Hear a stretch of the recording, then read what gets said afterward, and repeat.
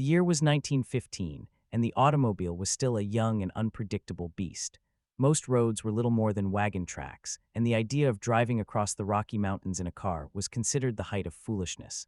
But there were dreamers, and there were schemers, and there was a man named Howard who owned a Model T and a stubborn streak as wide as the Great Plains. He had heard of a route, a faint scratch on the map, that promised a shortcut from the wheat fields of eastern Washington to the copper mines of Montana. They called it the Lolo Motorway, though the word motorway was generous. It was a trail that followed the ancient footsteps of the Nez Perce, a path that Lewis and Clark had nearly starved on a century earlier. Howard packed his Ford with bags of flour, a spare tire, 3 cans of gasoline, and his wife Marla, who had been promised a grand adventure. They set out from the little town of Missoula on a July morning, the sun still low and the air smelling of pine and dust. The first 20 miles were easy, a graded dirt road that wound through farm fields and past log cabins. Marla held a map printed on cheap newsprint, and she traced the dotted line with her finger as it climbed into the Bitterroot Mountains. The road began to narrow. The gravel turned to loose stone, then to mud from a recent storm. Howard shifted the Ford into low gear, and the engine strained as they started the first serious grade. The trees crowded in, and the sky became a sliver between the tall pines. This was the forgotten highway, the one that had been promised to connect the East and West, to open the Rockies to commerce and settlement. It was supposed to be a modern marvel, a gravel ribbon across the backbone of the continent. But the money ran out, the construction stopped, and the highway that crossed the Rockies became a rumor, a phantom etched only on old maps and in the memories of a few old-timers who had once tried to drive it. But let us step back, away from Howard and Marla for a moment, and look at the bigger picture.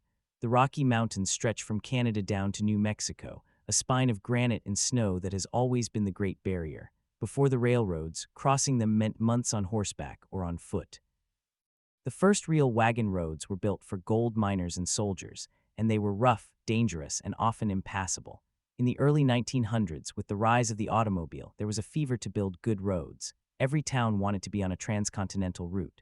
Chambers of commerce dreamed of tourists and truckers, and so a wave of so-called auto trails was born, named not by government but by booster clubs and businessmen.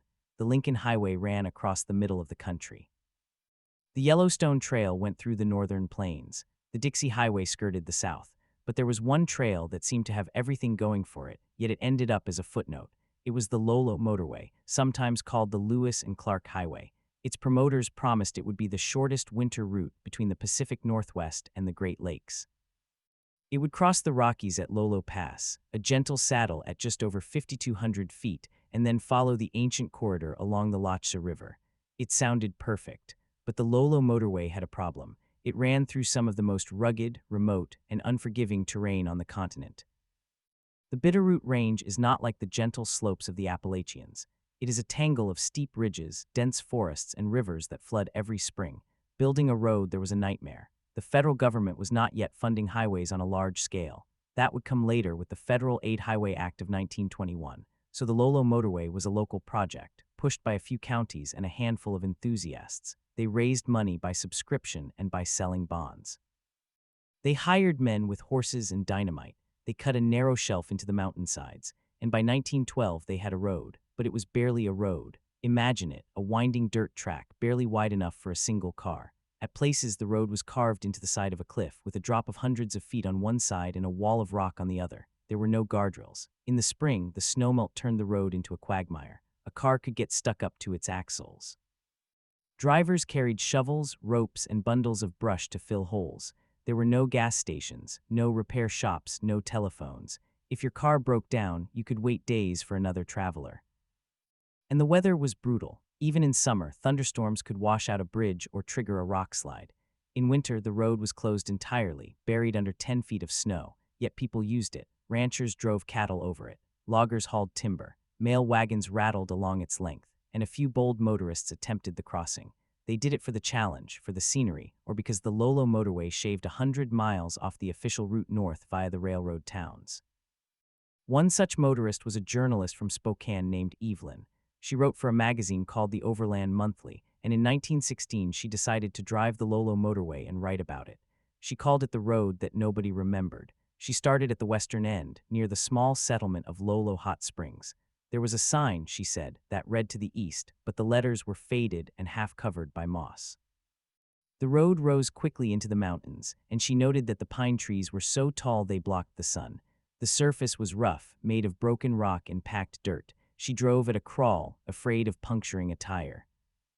After 10 miles, she came to a place where the road had washed out entirely. A detour had been carved into the hillside, but it was so steep that her car could barely climb it. She had to get out and push, her boots sinking into the mud. She wrote, "This is not a highway. This is a dare." She eventually made it to the top of Lolo Pass, where she stopped and looked east. The view was magnificent, a sea of peaks fading into blue haze, but she also saw the reason the road was failing. Beyond the pass, the descent was even more treacherous, a series of switchbacks that had not been maintained. She turned back, deciding it was too dangerous to continue alone. Her article never made the magazine. It was considered too bleak. But the Lolo motorway was not the only forgotten highway. All across the Rockies, there were hundreds of such roads built by local boosters, used for a few years, then abandoned as better routes were carved through the mountains. The great age of road building, from 1910 to 1930, was a frenzy of hope and hubris. Every valley thought it could be the gateway to the west. Every pass was promoted as the next great crossing. And then the federal government stepped in with real money and real engineering. They built the interstate system, or at least its predecessor, the United States Numbered Highway System, established in 1926. The old Lolo motorway was left out. It was too far north, too steep, too expensive to improve. Instead, the government chose a more southern route, what would become U.S. Highway 12, which also crossed Lolo Pass but followed a different, gentler path. The old road was bypassed. It became a local road, then a forest road, then a trail. By 1940, the last of the scheduled mail deliveries stopped. The few cabins along it fell into disrepair. The forest reclaimed the road. Today, if you drive up the Lachsa River on the modern highway, you might notice a sign for the Lolo motorway. It is a gravel road, narrow and winding, used by hunters and off-road enthusiasts. Most people pass it by without a second glance. They do not know that this rutted track was once a dream, a highway that crossed the Rockies and promised to connect a continent. Let us return to Howard and Marla, still crawling up the Lolo motorway in their Model T. The sun was past noon and the shadows had grown long. The road had become a switchback, climbing so steeply that Howard had to stop every half-mile to let the radiator cool. Steam hissed from the cap. Marla poured water from a canvas bag into the radiator, and the engine made a sound like a contented sigh. They were above the treeline now, in a sparse landscape of rocks and stunted pines. The wind was cold. Marla wrapped a blanket around her shoulders. Howard pointed ahead to a cairn of stones that marked the summit of Lolo Pass. They had made it. They stopped the car and got out, standing on the gravel that was the very spine of the continent. To the west, the land sloped down to the Pacific. To the east, it rolled toward the Atlantic. They were at the roof of the lower 48. Howard felt a swelling of pride. He had done what many said was impossible. He had driven a car across the Rockies on a forgotten highway. But as he stood there, he looked down at the eastern slope. The road descended into a narrow canyon, and in the distance, he could see a dark mass of clouds. Rain was coming. Marla said we should turn back. We can find a place to camp on the west side. Howard shook his head. He said we came to see the east. We are going east. They got back in the car and Howard let the Ford roll down the grade, the engine silent, the tires crunching on loose stones. The road wound through a forest of lodgepole pines. The clouds grew darker. The first drops of rain splattered on the windshield. Within minutes it was a downpour. The dirt road turned to slick mud. The Ford began to slide. Howard braked gently, but the car fishtailed. He fought the wheel. Marla grabbed the door handle, and then the road made a sharp turn and the rear wheels lost grip and the car slid sideways, heading for the edge of a steep cut. Howard yanked the wheel, but the mud was like grease. The car stopped with the front bumper hanging over a drop of 30 feet. Marla screamed. Howard sat frozen, his hands white-knuckled on the wheel. They were balanced on the edge. Slowly, very slowly, he put the car in reverse. The wheels spun. The car did not move. He tried again, rocking it, and the car lurched back, thumping onto solid ground. They sat there, panting, the rain pouring down. Howard turned the car around on the narrow road. They drove back to the summit, found a flat spot, and pitched their tent. The rain fell all night. In the morning, the sun came out. They drove home the way they came. Howard never attempted the Lolo motorway again. He told his friends about the adventure, but few believed him. The road was already forgotten. And that is the story of a highway that crossed the Rockies. Not the famous one, not the one on the maps in the gas stations. The one that was a dream, a scratch in the dirt, a line of hope that nature erased. In the next segment, we will explore how this road was born, the men who built it, and the communities that relied on it. We will dig into the old newspapers and the faded photographs. We will follow the path of the surveyors, the dynamiters, the farmers who scraped a living along its route, and we will learn why some roads become legends, while others just disappear into the trees. The forgotten highway is still out there if you know where to look. You can drive it today, but you need a high-clearance vehicle, a good map, and a willingness to be alone. You will not see any gas stations, any billboards, any tourists. You will see the ghosts of the past, rusting bits of metal, the foundations of old cabins, a sign that says no services next 200 miles. It is a journey into the heart of the Rockies and into the heart of a forgotten American story. Right now, we have only scratched the surface. The highway has a history that stretches back before the automobile, to the times when the Nez Perce followed the game trails through these same passes. And it has a future, too, as a place where people can experience what it felt like to cross the mountains before the era of interstate slabs. But that is for later. For now, we leave Howard and Marla on the summit of Lolo Pass, the rain stopping, the sky clearing, the Ford resting under a tarp. They will return to Missoula, and Howard will tell the story for years, each time adding a little more drama, a little more danger. But the road itself will stay silent. It has no voice. It only waits, a two-lane scar on the mountainside, for the next traveler who stops to wonder what it was like to drive the forgotten highway. But to understand why this road was built, we must go back even further, before the Model T, before the gasoline engine. We must go back to a time when the only way across these mountains was on foot, following trails that had been worn into the earth by hooves and moccasins over centuries. The Lolo Pass was not discovered by white explorers. It was already there, a low notch in the Bitterroot Range, used by the Nez Perce for generations. They called it the Trail to the Buffalo Country. Every summer, they would cross from the grasslands of the Snake River plain into the valleys of the Missouri, following the game, trading with the plains tribes. Their trails were narrow, sometimes no wider than a deer path, but they were reliable. They knew where to find water, where the slopes were gentle enough for horses, where the passes were free of snow by midsummer. When Lewis and Clark came through in the fall of 1805, guided by a Shoshone woman named Sacagawea, they stumbled onto this very route. They had been warned the mountains were impassable, but the Nez Perce showed them the way. The explorers were amazed. They wrote in their journals about the steep ascents, the fallen timber, the hunger that gnawed at them as they ate roots and horse meat. They almost starved. But they made it across, and their passage opened the door to the Oregon Territory. For decades after, the Lolo Trail was the only known route through this stretch of the Rockies. Fur traders, missionaries, and prospectors used it, but it was never a road. It was a brutal footpath that only a fool would attempt with a wagon. The first attempts to turn that trail into a wagon road came during the gold rushes of the 1860s. Prospectors poured into Idaho and Montana, and they needed supplies. The Lolo Trail offered a shortcut from the Columbia River to the mining camps of Bannack and Virginia City. In 1866, a party of miners raised money to build a rough road along the same route. They called it the Mullen Road, after a U.S. Army engineer named John Mullen who had constructed a military road further south a few years earlier. But Mullen's Road was a different thing entirely. It was built with federal money, surveyed by professionals, and took 3 years to complete. The Lolo Wagon Road was nothing more than a few men with axes and shovels widening the trail in the steepest places. It was barely passable. Wagons broke axles. Horses died. The miners gave up after a single season, and the road reverted to a trail again.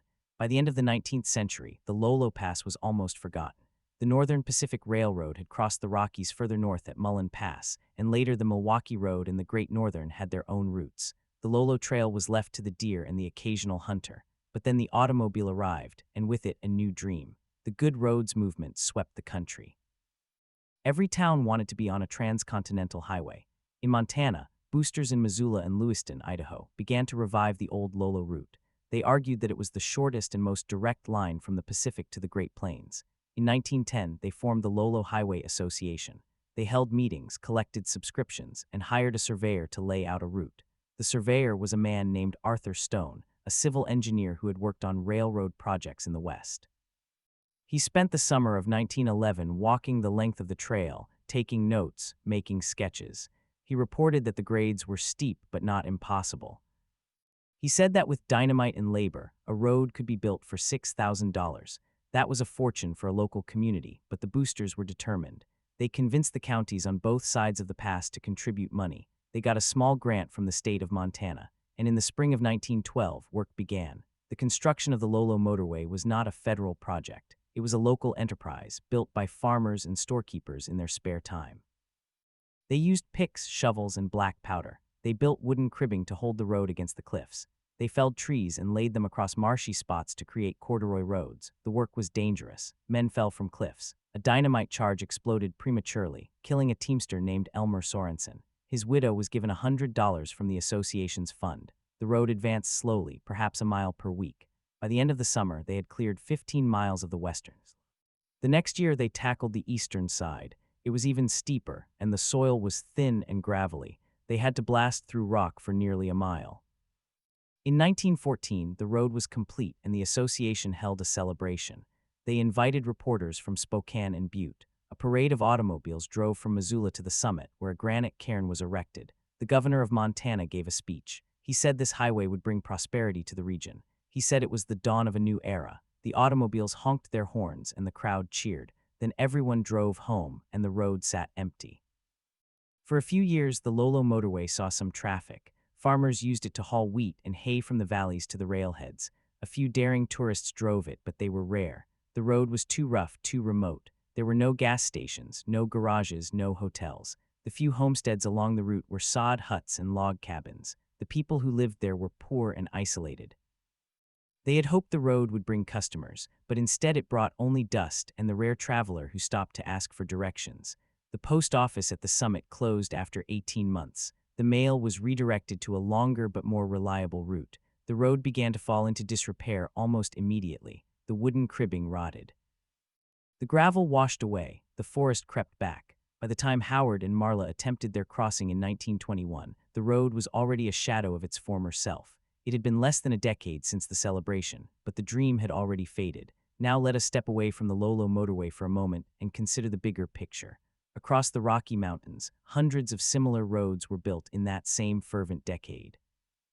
They were called the Auto Trails, and they were marked by colored bands painted on telephone poles. The Lincoln Highway was the most famous, running from New York to San Francisco, but there were dozens of others. The Yellowstone Trail, the Pikes Peak Ocean-to-Ocean Highway, the National Old Trails Road.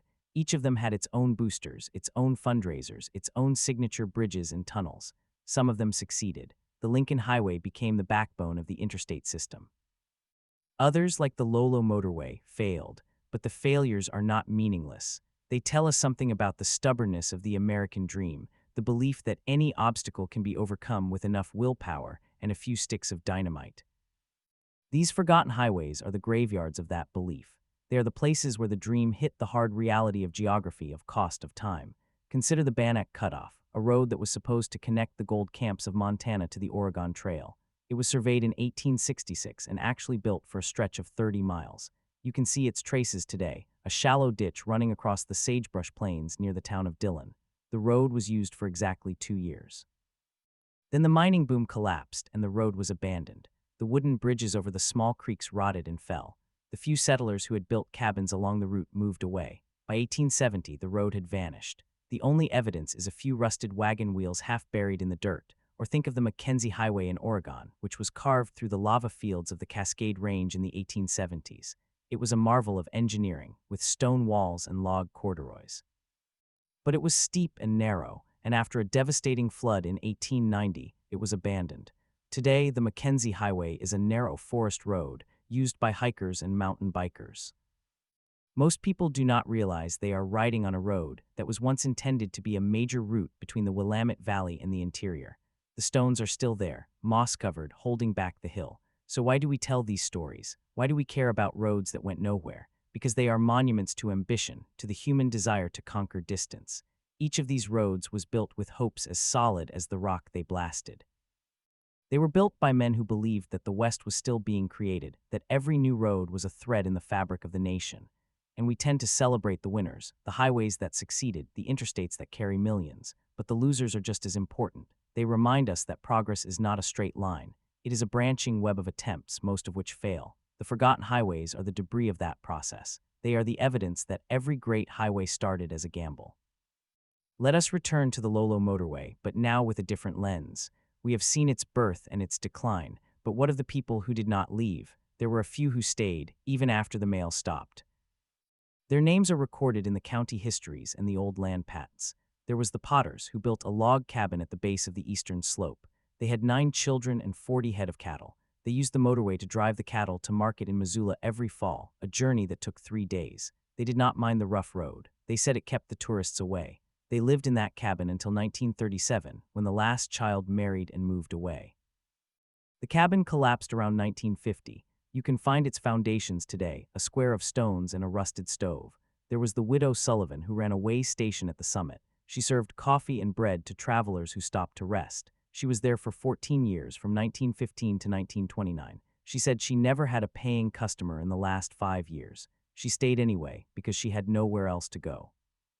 She died in 1931, alone, and her body was discovered by a forest ranger in the spring. The cabin was burned soon after. Nothing remains but a clearing in the trees. And then there was the family I know best, the Marchettis. They were Italian immigrants who homesteaded on the western side of the pass in 1917. They built a house of hand-split cedar shakes. They planted an orchard of apple and cherry trees. They had a well, a root cellar, and a barn. The road was their lifeline. They used it to take eggs and butter to the store in Kuskia, a drive of 6 hours over 50 miles. They did it once a month, in a wagon pulled by 2 mules. When they finally bought a truck in 1923, they thought the road would be their salvation. But the road was already too rough for a loaded truck. They had to unload half the cargo at the bottom of the steep sections and carry it by hand, then reload. It took them 2 days to make the trip. They gave up after 2 years and sold the truck. They stayed on the homestead until 1940, when the government bought them out as part of the Clearwater National Forest. The house was bulldozed. The orchard is still there, abandoned, the trees gnarled and wild. I visited it once. The apples were small and tart, but they tasted of a forgotten summer. The Marchetti story is not unique. All along the 92 miles of the Lolo motorway, there were similar families, similar dreams. They came because the road promised connection. They stayed because the road failed to deliver. And then they left one by one, leaving their gardens to go wild, their fences to fall. The road itself did not disappear completely, of course. It was taken over by the Forest Service and turned into a primitive road for fire management. They maintain it just enough for a 4-wheel drive vehicle. You can still drive the entire length if you have the time and the courage. It is a 2-day trip with camping at the summit. The views are the same views Howard and Marla saw, the same vast sea of peaks. The switchbacks are still there, still steep. The mud still turns to grease when it rains, and if you listen carefully, you might hear the ghosts of the Potters, the widow Sullivan, the Marchettis, and the thousands of travelers who dared the road and then disappeared. They are not angry. They are not sad. They are simply waiting, like the road itself, for someone to remember. The forgotten highway that crossed the Rockies is just one thread in a larger tapestry. There are many such threads, each leading to a dead end in the mountains, each with its own story of hope and failure.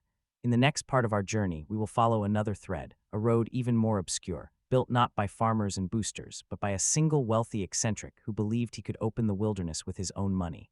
We will meet a man named Phineas G. Ward, who in the 1920s attempted to build a highway through the Sawtooth Range of Idaho. He spent his entire fortune, lost his family, and died in a motel in Boise alone. But his road, the Ward Highway, still exists as a narrow track through a national forest, and it is considered one of the most beautiful drives in America if you can find it.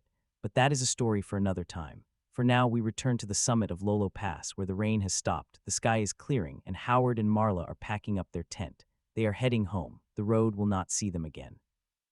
But the road will see others. It always does. The forgotten highway is patient. It does not need to be famous.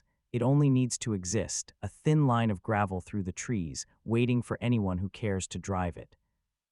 And if you ever find yourself on that road, stop at the summit, turn off your engine. Listen, the wind through the pines is the only sound you will hear, but if you listen closely, you might also hear the faint echo of a Model T engine, a far-off honk, a laugh. That is the sound of a dream that did not die. It just got lost for a while. And yet, not all forgotten highways are the result of economic collapse or shifting routes. Some are the product of a single obsessed vision, a man who believed he could bend the mountains to his will with nothing but determination and a dwindling bank account. This is the story of Phineas G. Ward, a name that appears in only a handful of county records and a single yellowed newspaper clipping from the Boise Statesman, dated June 1. Ward was not a miner or a railroad baron. He was a dentist from Ohio who had inherited a modest fortune from his father's hardware business. He came west in 1919, already in his 50s, searching for something he could not name. He found it in the Sawtooth Range of central Idaho, a wilderness of jagged peaks and alpine lakes that had never seen a wagon road. Ward decided that a highway must be built through those mountains, a direct route from the town of Stanley to the mining camps of the Salmon River country. No one asked for this road. No government agency planned it. Ward simply began. He purchased a small tract of land on the western side of the range, near a creek that later bore his name. He hired a crew of men, many of them unemployed miners from the nearby ghost towns. He bought dynamite, picks, shovels, and a single steam shovel that had to be hauled in pieces by pack mule. The work began in the summer of 1920. Ward had no engineering background. He surveyed the route himself, walking the ridges with a compass and a notebook, marking trees with red paint. He chose a line that followed the natural contours of the mountains, climbing to a pass at nearly 8,000 feet, then dropping steeply into the valley beyond. His crew blasted rock, built stone retaining walls, and laid log corduroys across the marshy meadows.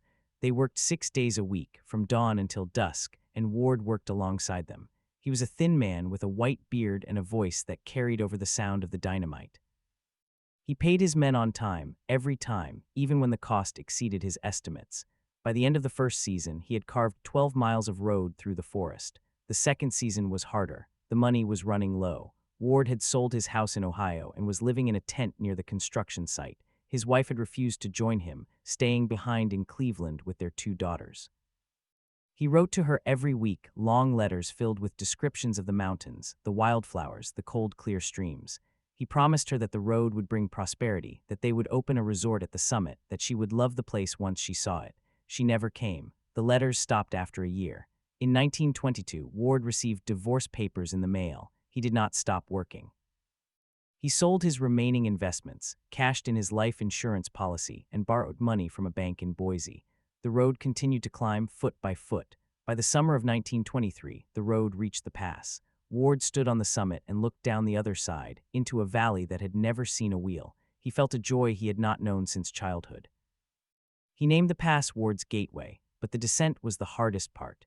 The eastern slope was steep and unstable, a jumble of loose rock and crumbling shale. The steam shovel could not navigate the grade. Ward's men had to build the road by hand, hauling stone in wheelbarrows, cutting switchbacks into the cliff. They worked through the autumn rains, then the snows. By November, the road was impassable. Ward and his crew retreated to a cabin at the base of the pass, where they spent the winter huddled around a wood stove. Supplies ran low. They ate venison and flour, and when the flour ran out, they ate venison alone. Ward lost 40 pounds. His hands were cracked and bleeding. He did not complain. He told his men that spring would bring victory. Spring came late in 1920. The snow did not melt until June. When the crew returned to the pass, they found that a massive rock slide had wiped out 2 miles of the road, including the switchbacks they had spent months building.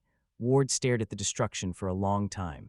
Then he turned to his foreman and said, "We will rebuild it wider." He had no money left. He wrote to the bank in Boise, asking for another loan. The bank refused. He wrote to the state highway department, offering to donate the road if they would complete it. They declined, citing the high cost and low traffic potential. Ward was not finished. He sold his personal belongings, his gold watch, his rifle, his books. He sold the steam shovel for scrap. He used the money to hire a smaller crew and rebuild the switchbacks, but this time with a lower grade. The work was slower, more painstaking. By October, they had restored only half the destroyed section. The snow came again, and Ward spent another winter in the cabin, alone now, his crew having left to find paying work. He wrote letters to newspapers, to politicians, to anyone who would listen. He described the road as a national treasure, a scenic wonder that would rival the Going to the Sun Road in Glacier. No one responded. The third summer, 1925, was the last. Ward hired 3 men, all that remained of his original crew. They worked through July and August, completing the switchbacks and pushing the road another 4 miles down the eastern slope. But the road was still 30 miles short of its intended destination, the mining town of Yellow Jacket. Ward knew he could never finish. He had spent his entire fortune, lost his family, and was now deeply in debt. On September 15, 1925, he signed a quitclaim deed transferring the road and the surrounding land to the United States Forest Service. He received nothing in return. He walked down the road to Stanley, hitched a ride to Boise, and checked into a motel on Main Street. He died 3 weeks later of pneumonia, according to the death certificate. He was 64 years old. The motel owner paid for his burial in a pauper's grave. The grave was unmarked. The exact location is unknown. The road, however, did not disappear. The Forest Service took over the route and designated it a primitive road for administrative use. They graded it a few times in the 193s using prison labor but never paved it. By the 195s, the road was largely forgotten, used only by hunters and the occasional Forest Service patrol. In 1968, a group of Jeep enthusiasts from Boise rediscovered the route and began promoting it as a scenic drive. They cleared fallen trees and repaired the worst washouts. They gave it a new name, the Ward Highway, in honor of the man who built it. Today, the Ward Highway is a narrow, unpaved track that runs for roughly 35 miles from the town of Stanley to the summit of Ward's Gateway, then descends into the remote valley on the eastern side.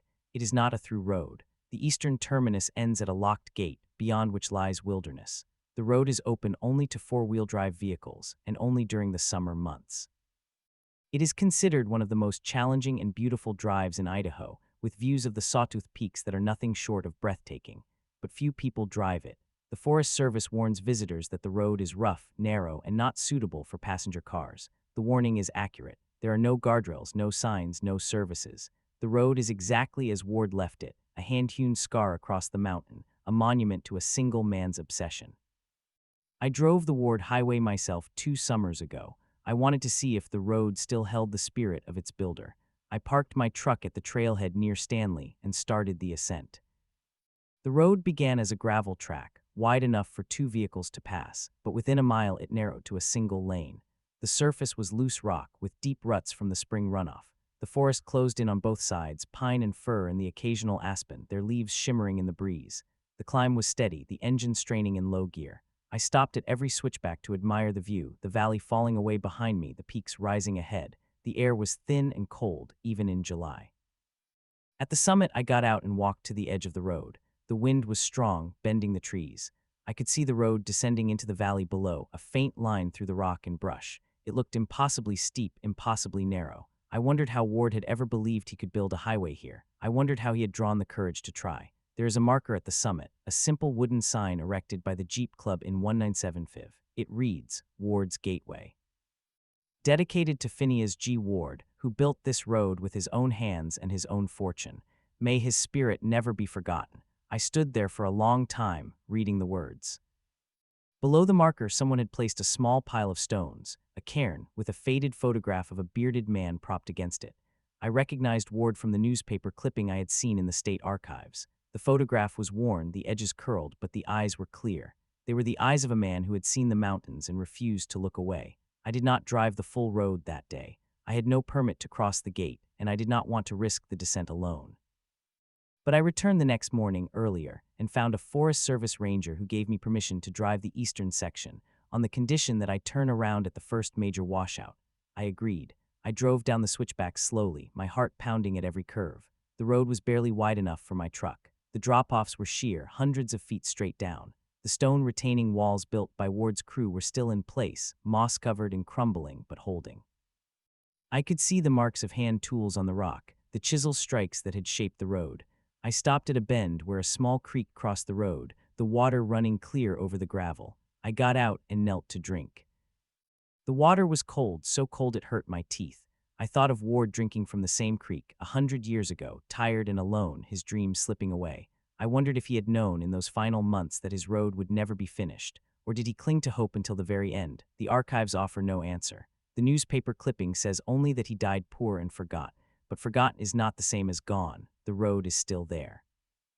It is used by a handful of people each year, the few who seek solitude and the memory of a man who refused to quit. They come in jeeps and dirt bikes and hiking boots. They walk the route that Ward walked. They see the views that Ward saw. They leave small offerings at the summit, stones and coins and sometimes a letter, written on paper, weighed down with a rock. I read one such letter. It was from a woman named Sarah who had driven the road with her father in 199. She wrote that she had never forgotten the drive, that it had taught her something about persistence, about the beauty of unfinished things. She wrote that she hoped Ward knew his road had not been wasted. I folded the letter carefully and placed it back under the cairn. I did not add my own note. There was nothing I could say that had not already been said. The Ward Highway is not the only road built by a single obsessed individual. There is the Kearsarge Pass Road in California, carved by a miner named William Kearsarge in the 1860s, a road so rugged it was never used for anything but foot traffic.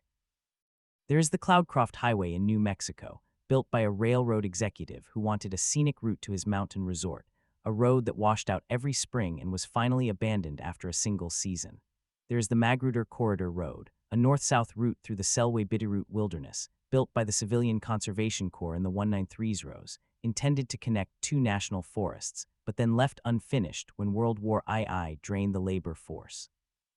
The road today is a dirt track that takes 6 hours to drive 50 miles, and it is closed for most of the year.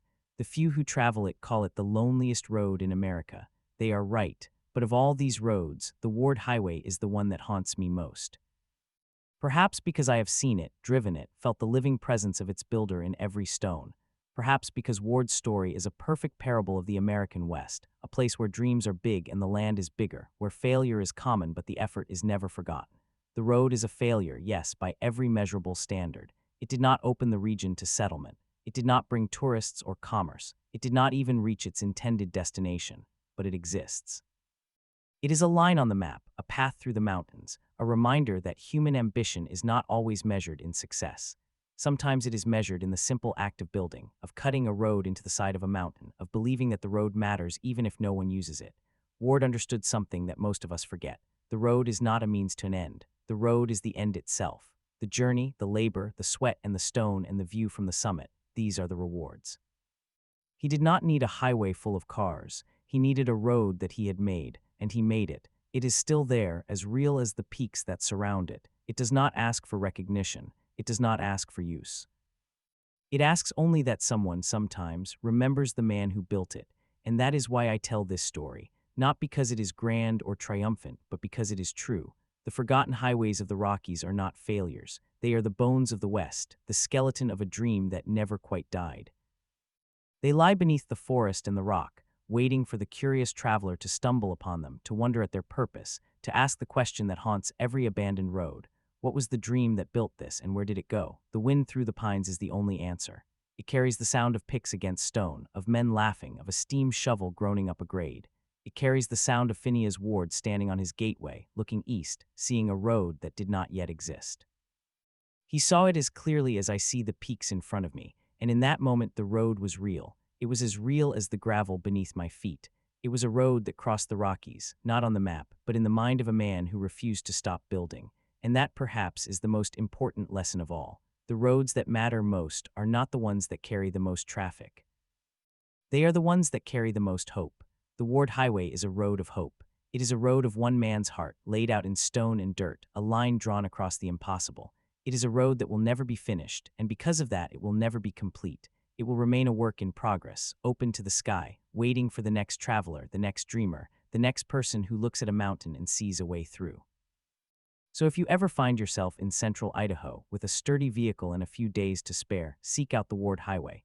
Drive it slowly. Stop often. Listen to the silence. And when you reach the summit, stand where Phineas Ward stood. Look out at the valley that he tried to reach. You will not see a road leading down. You will only see the beginning of his dream, the first 12 miles of a highway that never was. But if you listen carefully, you will hear him. He is not gone.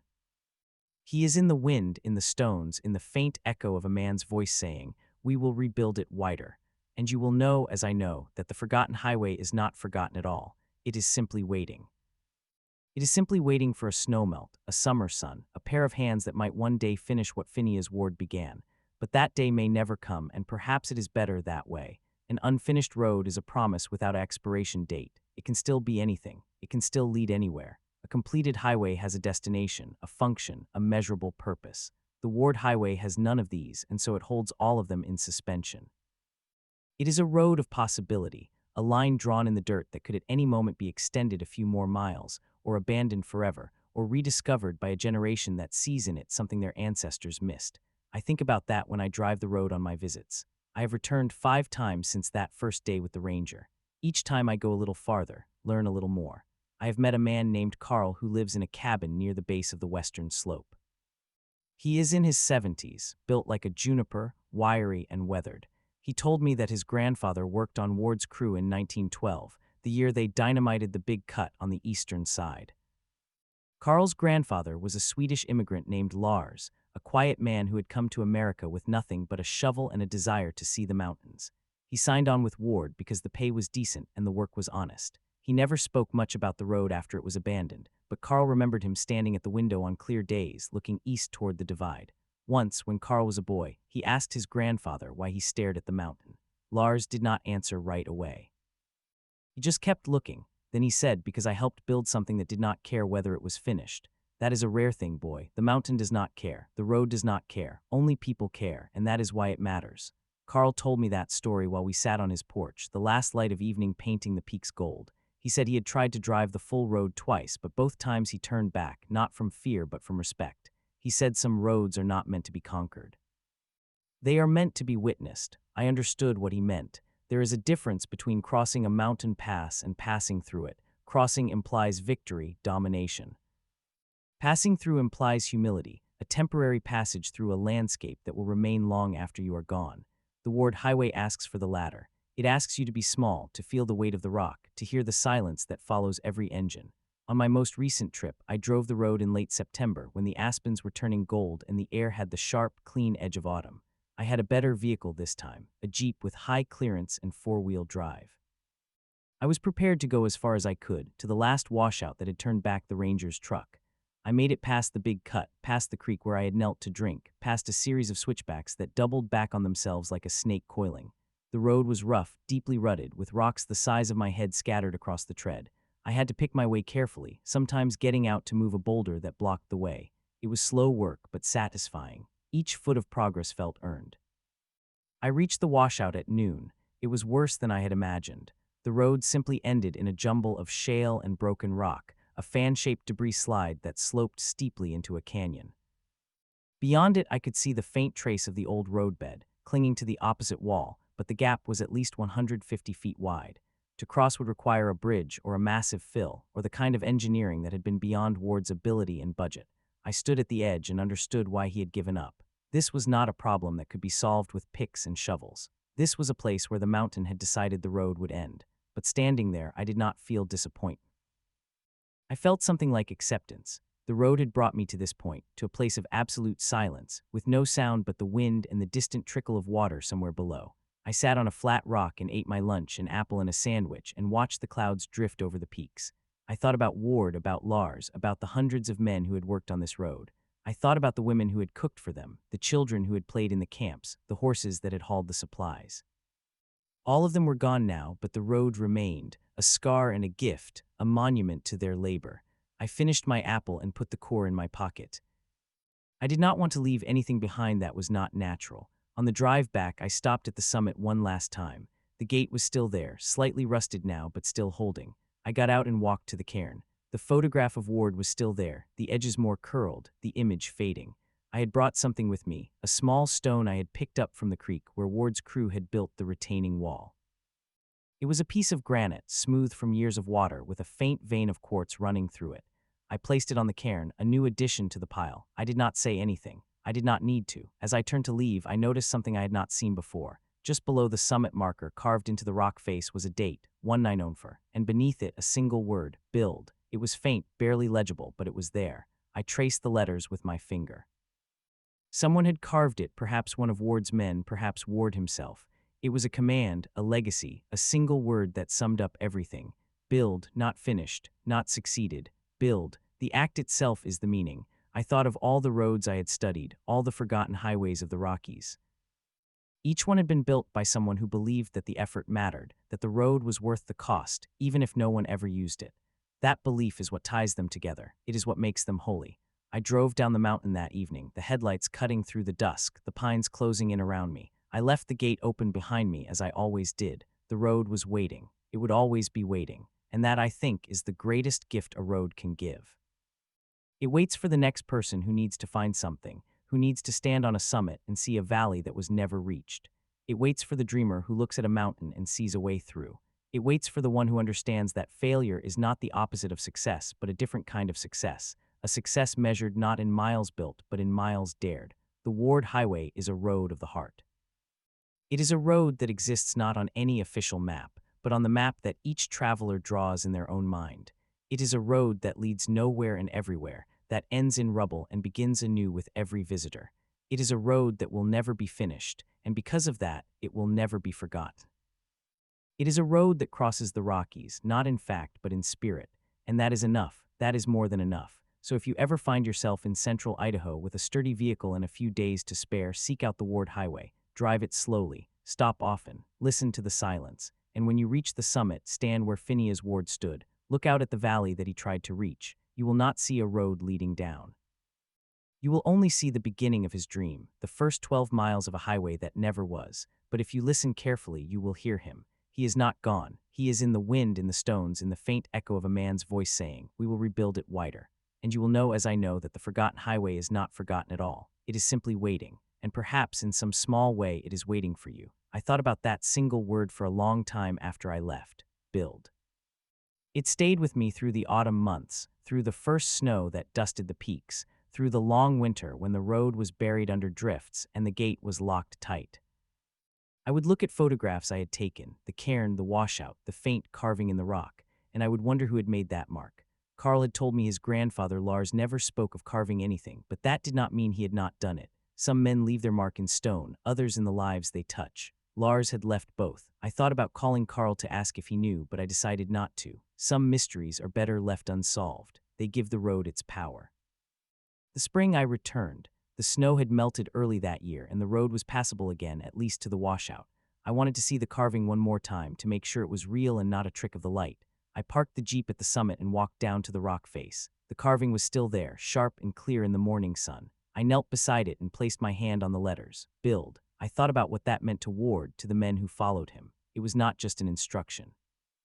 It was a creed, a declaration that the act of building is itself a form of hope. You build because you believe that something better lies ahead, even if you never see it. You build because the work matters, because the sweat and the sore muscles and the long days matter. You build because the mountain does not care, but you do. I stayed at the summit for most of the day. I walked the old roadbed in both directions, as far as the rocks would allow. I found remnants of campfires, rusted cans, a broken horseshoe. I found a piece of leather, probably from a harness, half buried in the dirt. I picked it up and turned it over in my hands. It was cracked and stiff, but it had held together for over a century. I thought about the horse that had worn it, the man who had fastened the straps, the load it had carried. All of that life compressed into a fragment of brown leather. I set it back where I found it. It belonged there. As the sun began to dip behind the western ridge, I heard something, a sound I had not heard all day, a vehicle, low and rumbling, coming up the road from the east. I turned and saw a battered pickup truck, the kind that has seen more dirt than pavement, crawling up the switchbacks. It stopped at the summit gate, and a woman stepped out. She was maybe 40, with gray-streaked hair and a face that had known hard weather. She wore a canvas jacket and boots that had carried her far. She saw me and nodded. "You the one who leaves the gate open?" she asked. I said I was. "Good," she said. "I've been trying to get here for 5 years. The gate was always locked before." She walked past me to the cairn. She did not touch it. She just stood there, looking at the valley. After a long silence, she spoke. "My father used to tell me about this road. He was a ranger up here in the 60s. He said it was the loneliest place he ever knew. He said that's why he loved it." She pulled a photograph from her jacket pocket. It was faded and creased, a black and white picture of a young man in a ranger uniform standing next to the same cairn. The rocks were fewer then, the piles smaller, but the view was the same. She held it up, lining it up with the landscape. Then she tucked it away. "He died last winter," she said. "I promised him I would come." We stood together for a moment, two strangers connected by a road that had never been finished. She did not ask why I was there, and I did not ask why she had come. Some questions do not need words. We just watched the light fade, the shadows stretching across the valley. Then she turned and walked back to her truck. "Thank you," she said, "for leaving the gate open." She drove down and I stood alone again. The road had given her what she needed. It had given her a place to keep a promise. That is what the Ward Highway does. It gives. It takes nothing. It waits. And in that waiting, it becomes something more than a road. It becomes a sanctuary, a place where the unfinished is honored, where the attempt is enough. I left the gate open when I drove down that evening. I always do, because someone else will come. Maybe next year, maybe in a decade. They will come looking for a road that never was, and they will find a road that is. And that is the final truth of the forgotten highway that crossed the Rockies. It exists wherever someone believes in it. It is built not of asphalt and gravel, but of hope and memory. It is a road that will never be finished, and it is perfect exactly as it is.